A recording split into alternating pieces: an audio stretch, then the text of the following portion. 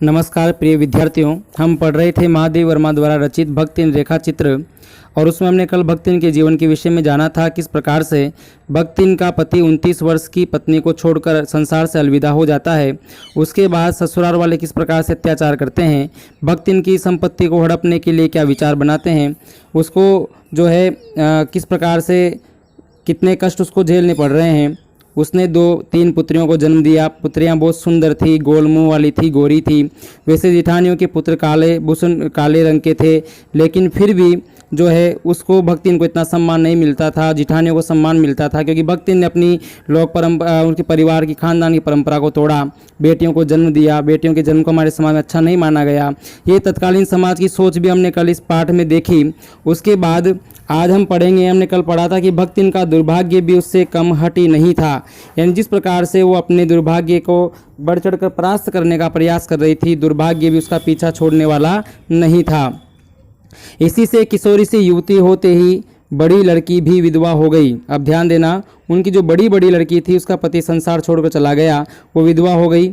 भैयहू से पार न पा सकने वाले जेठों और काकी को परास्त करने के लिए कटिबद्ध जिठोतों, अब यहाँ जिठोतों जो शब्द आया है वो आया है उसके जेठ के पुत्रों, और उसके जेठ के पुत्रों की जो भक्ति ने वो क्या लगी, उसकी चाची लगी। और भैयहू का मतलब होता है छोटे भाई की बहू या पत्नी, यानी उसके जेठ जो हैं वो जेठ के लिए भक्तिन क्या होगी, उसके छोटे भाई की पत्नी होगी। और वो जब जेठ उसके ऊपर पार न पा सके, उसको वश में न कर सके, तो जेठों और काकी को परास्त करने के लिए कटिबद्ध जिठोतों ने आशा की एक किरण देख पाई। विधवा बहन के गठबंधन के लिए बड़ा जिठोत अपने तीतर लड़ाने वाले साले को बुला लाया। अब ध्यान देना, ये क्या सोचते हैं, एक षड्यंत्र रचते हैं। उनके जो बड़ा जिठोत था, मतलब बड़े जेठ का जो पुत्र था, बड़ा पुत्र था, वो सोचता है कि किसी भी प्रकार से भक्तिन की संपत्ति को अपने अधिकार में ले लिया जाए। तो वो जो जेठ का लड़का था वो अपने तीतर लड़ाने वाले, मतलब एक आवारा जो है साला था, इधर उधर घूमने वाला, तीतर लड़ाने वाले साले को बुला लाया, क्योंकि उसका हो जाने पर सब कुछ उन्हीं के अधिकार में रहता। यदि अपने साले से उसकी बहन का, जो उसकी चचेरी बहन हुई भक्तिन की जो बड़ी लड़की थी, जो विधवा हुई है, तो वो उसको उसकी शादी जो है अपने साले के साथ करना चाहता है ताकि संपत्ति पर भी उनका अधिकार हो जाए। भक्तिन की लड़की भी माँ से कम समझदार नहीं थी। वैसे भक्तिन उनके वश में नहीं आ रही थी, उसके जेठ भी उसको वश में करने का प्रयास कर थक चुके थे, लेकिन जो है अब उसकी लड़की भी वैसे ही समझदार थी, उससे कम समझदार नहीं थी। इसी से उसने वर को नापसंद कर दिया। अर्थात जिस प्रकार से भक्ति ने दूसरी शादी के लिए मना कर दिया था, उसी प्रकार से उसकी बेटी ने भी इनकार कर दिया। भक्तिन का पति प्रेम भी यहाँ पर देखने को मिलता है कि उसने जो है दूसरा विवाह करना मंजूर नहीं किया। बाहर के बहनों का आना चचेरे भाइयों के लिए सुविधाजनक नहीं था। यदि उस लड़की की शादी किसी और से होती तो जो है उनके लिए सुविधा नहीं होती। अब अपने साले से यदि उस बहन की शादी होती तो संपत्ति पर भी उन लोगों का अधिकार होता, इसलिए भाइयों के लिए सुविधाजनक नहीं था। अतः यह प्रस्ताव जहाँ का तहाँ रह गया। तब वे दोनों माँ बेटी खूब मन लगाकर अपनी संपत्ति की देखभाल करने लगी। और मान न मान में तेरा मेहमान, ये कहावत है ज़बरदस्ती गले पड़ना। अब उन्होंने सोचा कि किस प्रकार से अपने साले के साथ इस अपनी चचेरी बहन का विवाह किया जाए, तो वो ज़बरदस्ती जो है कोई षड्यंत्र रचते हैं। और इस कहावत को चरितार्थ करने वाले, मान न मान में तेरा मेहमान कहावत को चरितार्थ करने वाले वर के समर्थक उसे किसी न किसी प्रकार पति की पदवी पर अभिषिक्त करने का उपाय सोचने लगे। अभिषिक्त करना मतलब अभिषेक कर देना या उसके अधिकार में दे देना। तो एक दिन माँ की अनुपस्थिति में, अब देखिए षड्यंत्र क्या है, समझिए। एक दिन भक्तिन जब घर में नहीं थी, माँ की अनुपस्थिति में वर महाशय ने बेटी की कोठरी में घुसकर भीतर से द्वार बंद कर लिया। देखिए वैसे कहावत आपने सुनी होगी कि सोने पर कभी काई नहीं लगती, पर यह भी हकीकत है यदि कुछ लोग षड्यंत्र पूर्वक सोने को भी कलंकित करना चाहें तो भी संभव हो सकता है। तो देखिए कि कोठरी में घुसकर भीतर से द्वार बंद कर लिया और उसके समर्थक गांव वालों को बुलाने लगे। युवती ने जब इस डकैत वर की मरम्मत कर कुंडी खोली, आप मरम्मत करने का अर्थ समझ गए होंगे, या व्यंग्य रूप में कहा गया, अर्थात उस भक्तिन की बेटी ने, बड़ी बेटी ने उस जबरदस्ती घुसे हुए युवक को अंदर ही पीट दिया, बढ़िया धमाधम पीट दिया। तब पंच बेचारे समस्या में पड़ गए। जो पंच, जो गांव में पहले जो न्याय करते थे, वो गांव की कुछ वरिष्ठ लोग मिलकर के पंच रूपों में आकर के कुछ न्याय करते थे और गांव वालों को उस न्याय को मानना पड़ता था। तो पंच बेचारे समस्या में पड़ गए। तीतरबाज युवक कहता था कि वह निमंत्रण पाकर भीतर गया। उस युवक ने कहा कि इस लड़की ने ही मुझे अंदर बुलाया था, मैं निमंत्रण पाकर भीतर गया। और युवती उसके मुख पर अपनी पांचों उंगलियों के उभार में इस निमंत्रण के अक्षर पढ़ने का अनुरोध कर रही थी। क्या भाषा है महादेव वर्मा की। देखिए कि अगर मैं निमंत्रण देती तो ये जो मेरी जो इसके गालों पर जो उंगलियों के निशान हैं ये क्या है, ये किस बात को जो है प्रमाणित करते हैं। तो वो बताना चाहती है कि मैंने इसको निमंत्रण नहीं दिया है, आप निमंत्रण के अक्षरों को पढ़िए। मैंने इसके गालों पर जो चांटे दिए हैं, वो जो अंगुलियों के निशान हैं, उसमें आप समझ सकते हो कि निमंत्रण मैंने दिया था कि यह स्वयं जबरदस्ती जो है अंदर घुस आया था। अंत में दूध का दूध पानी का पानी करने के लिए, यानी सत्य और असत्य का निर्णय करने के लिए पंचायत बैठी। जैसा कि पहले गाँव में ऐसा ही होता था, पंचायत बुलाई जाती थी, सही निर्णय किया जाता था। लेकिन निश्चित रूप से उस जमाने में पंचायत सही निर्णय नहीं करती थी, कहीं ना कहीं उसमें पक्षपात होता था।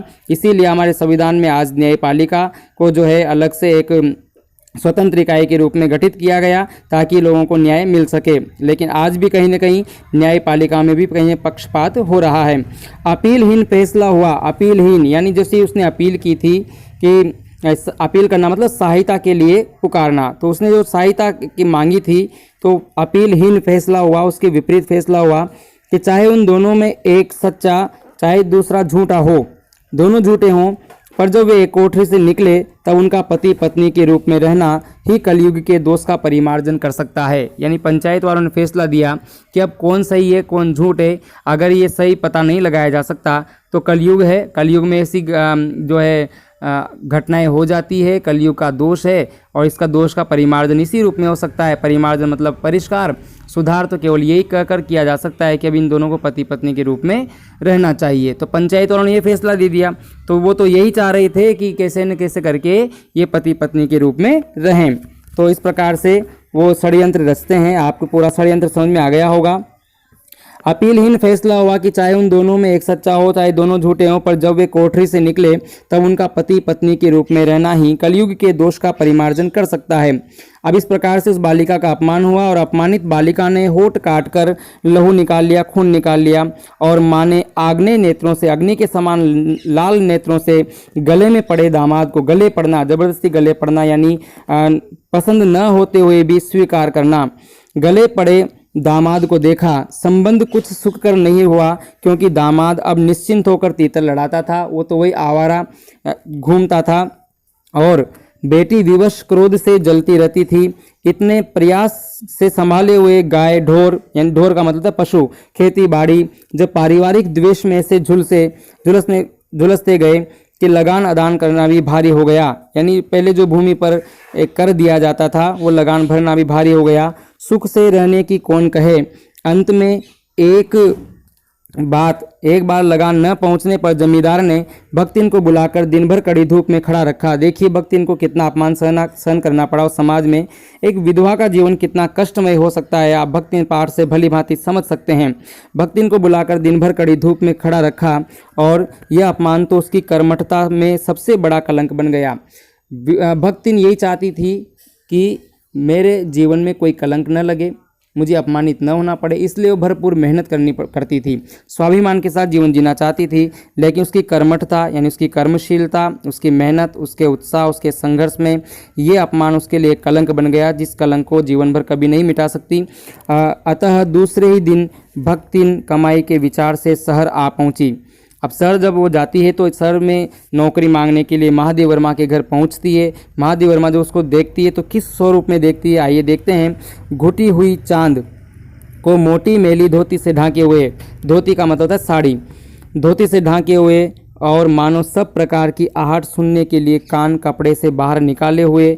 भक्तिन के कान थोड़े कपड़े से बाहर, जैसे कि साड़ी के किनोर को जो है कानों के अंदर ले लिया जाता है, तो कान बाहर निकले हुए थे। भक्तिन जब मेरे यहाँ सेवक धर्म में दीक्षित हुई, यानी वो आप नौकरानी के रूप में आई थी, सेवक धर्म में दीक्षित हुई, तब उसके जीवन के चौथे और संभवतः अंतिम परिच्छेद का अर्थ यानी प्रारंभ हुआ और इसकी इति अभी दूर है, यानी उसके जीवन का अंतिम अध्याय है। ये अंतिम अध्याय कहाँ पर बीतेगा? ये बीतेगा महादेव वर्मा के साथ। वो कहाँ पर काम करेगी? वो करेगी महादेव वर्मा के घर में एक नौकरानी के रूप में काम करेगी। अब हम भक्तिन को एक नौकरानी के रूप में देखेंगे। नौकरानी अपने सेवक धर्म का निर्वहन किस प्रकार से करती है, कितनी निष्ठा के साथ वो अपनी मालकिन का ख्याल रखती है, उसकी विचित्र समझदारी देखिए। वो अनपढ़ होते हुए भी, गंवार होते हुए भी किस प्रकार से सभी नौकरों को अपने वश में कर लेती है। यहाँ तक कि पढ़ी लिखी विदुषी महादेव वर्मा को भी बात मानने के लिए विवश कर देती है। वो खुद शहरी जीवन से प्रभावित नहीं होती, लेकिन महादेव वर्मा पर देहाती जीवन का प्रभाव पड़ने लगता है। महादेव वर्मा स्वयं ये स्वीकार करती है कि मैं पहले से अधिक देहाती हो गई। तो क्या है भक्तिन का आगे का जीवन? आप बने रहिए अगली वीडियो तक, हम जानेंगे अगली वीडियो में ये सारी कहानी। आप बहुत ही रोचक पाठ है, मैं समझता हूँ कि आपको पढ़कर आनंद आ रहे होंगे। और तो लीजिए दोस्तों, आज के लिए इतना ही। धन्यवाद। इंतज़ार कीजिए अगली वीडियो का।